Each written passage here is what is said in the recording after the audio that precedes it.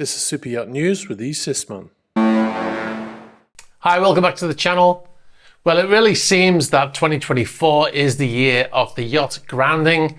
You remember in previous years we had yacht fires, now it seems to be yachts grounding.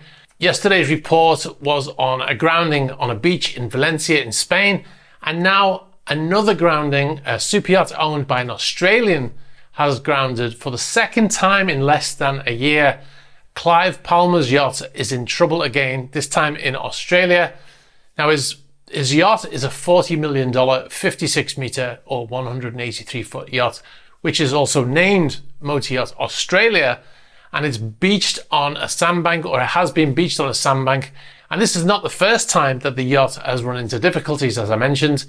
The yacht grounded 8 months ago in Singapore, which we covered at the time. The yacht had grounded on a sandbank near the Sentosa Resort in Singapore, and the yacht needed to be freed by tugs in that incident in October last year.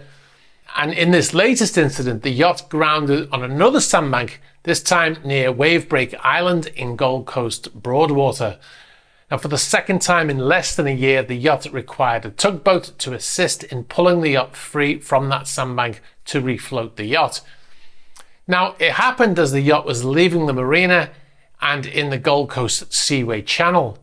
Now, I've got a sort of bit of a timeline here based on AIS data. The yacht left earlier at 04:19 hours UTC, but then after leaving the channel and getting out into the open ocean, the yacht then turned around about 30 minutes after departure and went back to the marina, but apparently not docking according to AIS data.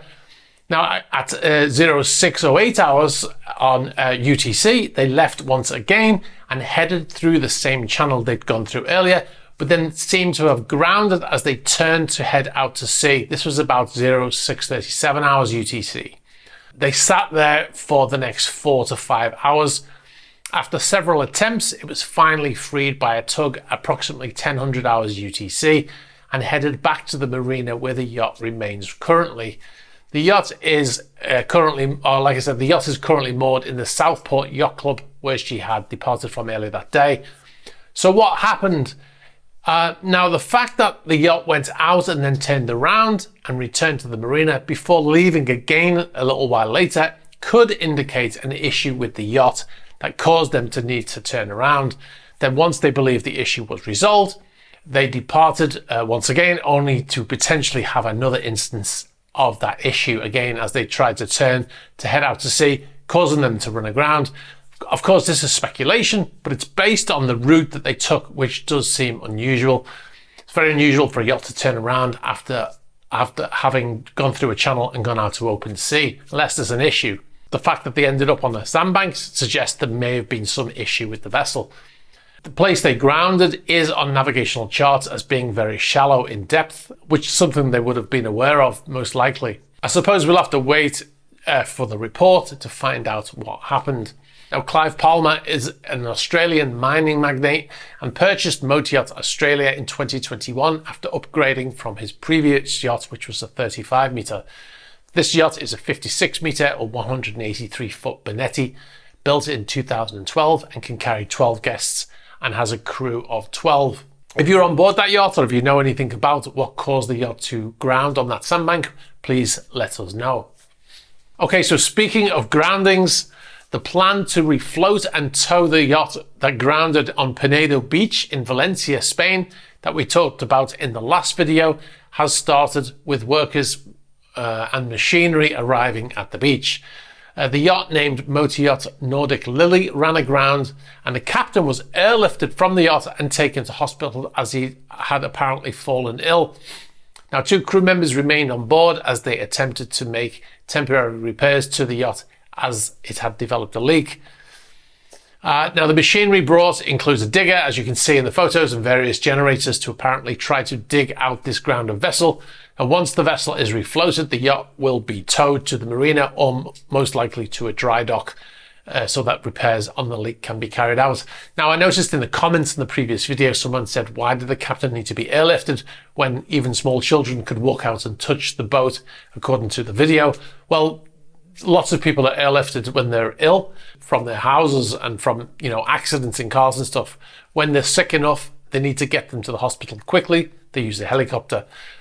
Plus also, we don't know what the weather was like at the time or when he was airlifted from that vessel. Anyway, hopefully he makes a full recovery. Now, interestingly, we had an email or a comment, I don't remember which one it was, from someone recently that said he loved watching our videos, but every time I call a chart a map, it makes him cringe. Obviously a decky, because, you know, it wouldn't bother an engineer. Anyway, I included the use of chart in that last story just for you. I call them maps because most people who watch are not in the industry, they don't work at sea. And as Elon Musk says in his 6 rules for Tesla employees, rule number 4, avoid nonsense words and technical jargon. It slows down communication. Choose words that are concise, to the point and easy to understand, and don't try to sound smart. Be efficient. That's my reasoning for calling them maps. Not that I sometimes forget to call it a chart and call it a map instead. It is definitely because of what I've just said. Anyway, we'll move on to our Friday yacht spot.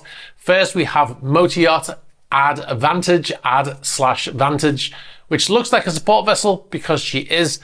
Built by Damon Yachting in 2012, she was refitted in 2014 to her new owner's requirements.